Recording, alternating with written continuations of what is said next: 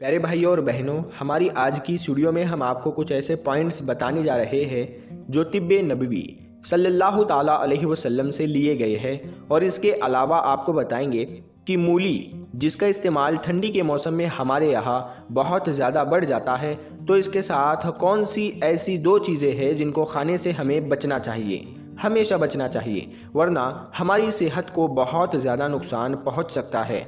और इसके साथ साथ वीडियो के आखिर में आपको वो फूड कॉम्बिनेशन भी बताएंगे कि जिनको खाने से आपकी जान को ख़तरा ज़रूर हो सकता है या फिर कम से कम आपको वो बहुत बीमार कर सकता है। दोस्तों, ठंडी के मौसम में मूली सबसे ज़्यादा इस्तेमाल होने वाली सब्जियों में से एक है। ये साल बाद उगने वाली एक रूएदार सब्जी है जिसकी जड़ से हरे पत्ते फूटते हैं। इसमें जड़ तो बुनियादी तौर पर एक ही होती है जो गोल बेलन जैसी होती है, जिसका रंग सफ़ेद होता है। हमारे यहाँ देसी मूली के बहुत सारे फ़ायदे तो बताए जाते हैं, मगर लोगों को इस चीज़ के बारे में नहीं बताया जाता कि मूली को किस वक्त खाना है और इसको किन चीज़ों के साथ मिलाकर खाने से परहेज़ करना चाहिए। दोस्तों, हमारे यहाँ दस्तरखानों पर ये आम बात है कि मूली और टमाटर को मिलाकर ताज़ा सलाद काटा जाता है और सर्व किया जाता है। भले ही इन ताज़ा और फ्रेश सब्जियों को खाने में कोई हर्ज नहीं है, बल्कि इनके बेशुमार फ़ायदे हैं, लेकिन इनको खाने के कुछ वक्त है। जैसा कि मूली और टमाटर पर मिक्स सलाद को हरगिज़ रात के वक्त नहीं खाना चाहिए, क्योंकि अक्सर ये देखने में आया है कि लोग एक लंबे वक्त के बाद रात का खाना खाते हैं। और अगर आप एक लंबे वक्त के बाद रात के वक्त मूली और टमाटर पर मिक्स सलाद को खाएं तो यह आपको सीने के दर्द में मुब्तला कर सकती है।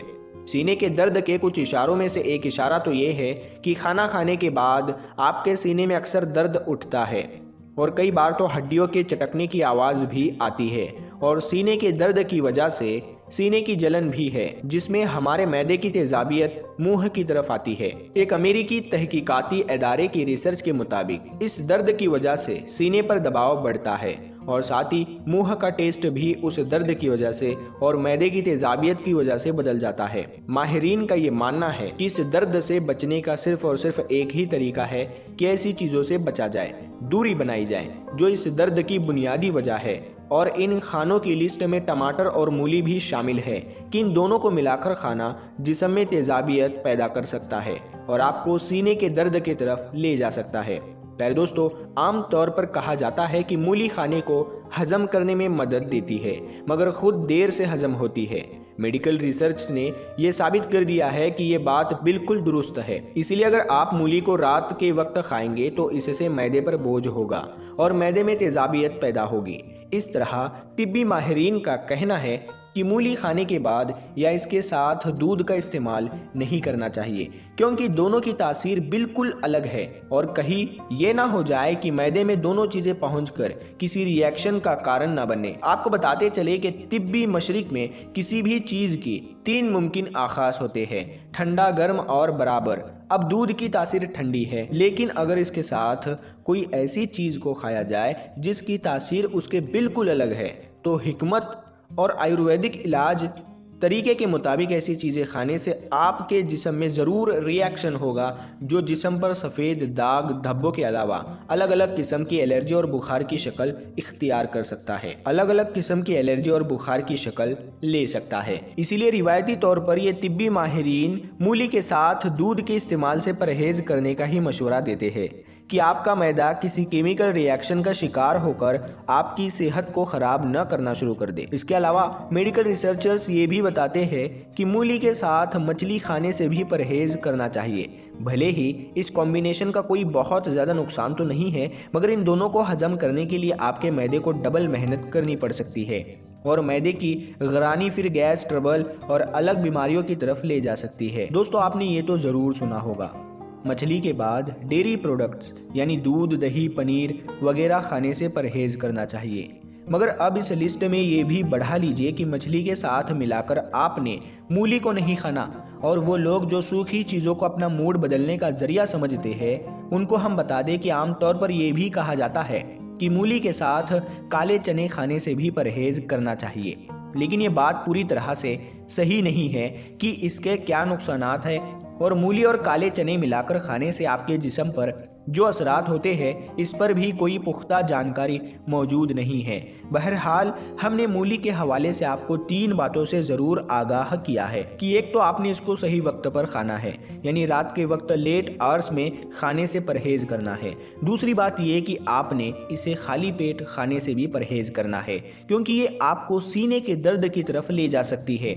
और इसके साथ साथ आपने मूली के बाद दूध और मछली का इस्तेमाल करने से भी परहेज़ करना है, क्योंकि ये दोनों चीज़ें आपके जिस्म पर सफ़ेद दाग और अलग अलग किस्म की एलर्जीज़ छोड़ सकती है।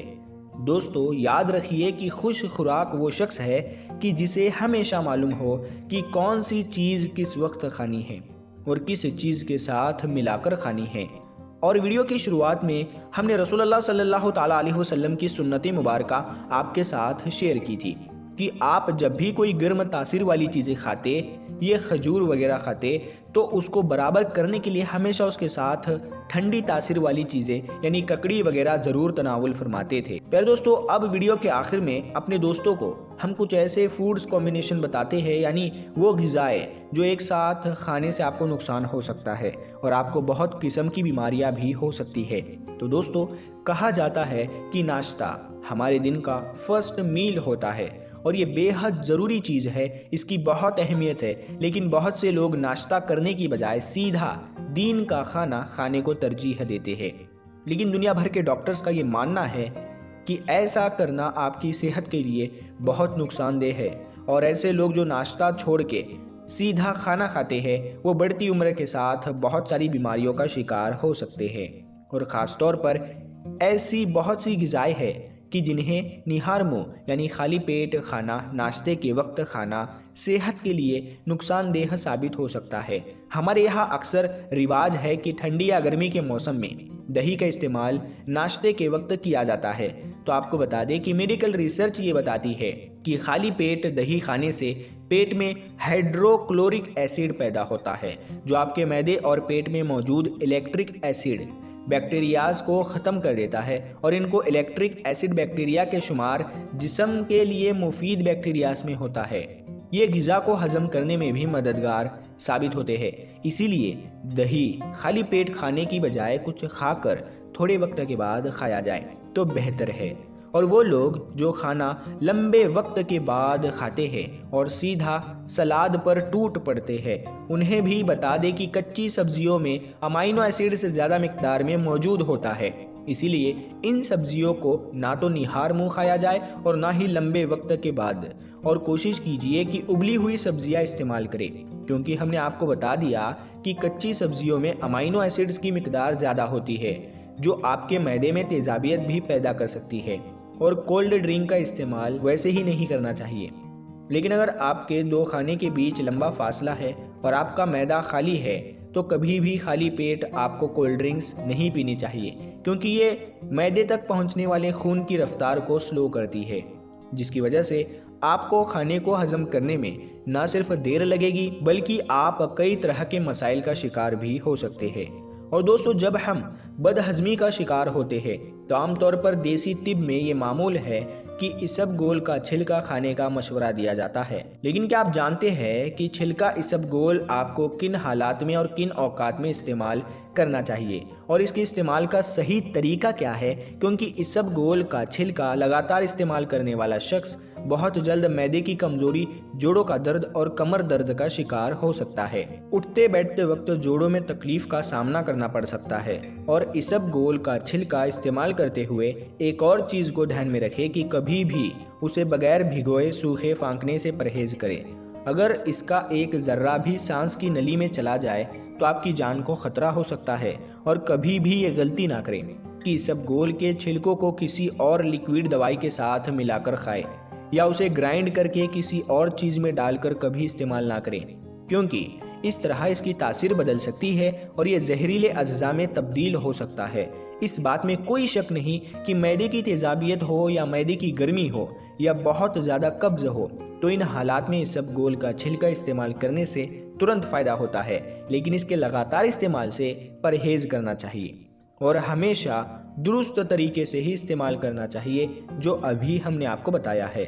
कुरान मजीद की सूरह बकरा में अल्लाह ताला मोमिनीन से मुखातिब होते हुए इरशाद फरमाता है कि हमने तुम्हें जो चीज़ें अता की है इनमें से खाओ। यानी अल्लाह ताला ने इंसानों के लिए आसमान से जो बेश बहार नेमतें नाजिल फरमाई है और खाने पीने की अनगिनत पाक चीज़ें अता की है, उनमें से किसी भी चीज़ को कितना भी खाने पर कोई रोक टोक तो नहीं है, लेकिन हाँ ये ज़रूर है कि इस्लामी तालीमात में न कम न ज़्यादा का हुक्म ज़रूर दिया गया है। और इन अता की गई ग़िज़ाओं में से कुछ ग़िज़ाएँ ऐसी भी है जिन्हें एक साथ मिलाकर खाने से आपकी जान को या आपकी सेहत को ख़तरा ज़रूर हो सकता है। और इस बात का इशारा हमें तिब्बे नबवी सल्लल्लाहु ताला अलैहि वसल्लम में भी मिलता है। आप सल्लल्लाहु ताला अलैहि वसल्लम की सुन्नते मुबारका थी कि आप जब भी खजूर तनावुल फरमाते या कोई ऐसी चीज़ खाते कि जिसकी तासीर गर्म होती तो इसको बराबर करने के लिए आप ककड़ी या ठंडी तासीर वाली चीज़ भी खाते थे। यानी 1400 साल पहले ही रसूलुल्लाह सल्लल्लाहु ताला अलैहि वसल्लम ने अपनी उम्मत को ये पैगाम दिया था कि अल्लाह ताला की इन उतारी गई नेमतों में से खाने में कोई हर्ज नहीं है, मगर इनकी तासीर को ध्यान में रखते हुए इनको बराबर ज़रूर करना चाहिए। दोस्तों, उम्मीद करते हैं कि आपको हमारी आज की ये वीडियो पसंद आई होगी। अगर वीडियो आपको पसंद आई है तो आप इस वीडियो को लाइक करें और अपने दोस्तों में ज़रूर शेयर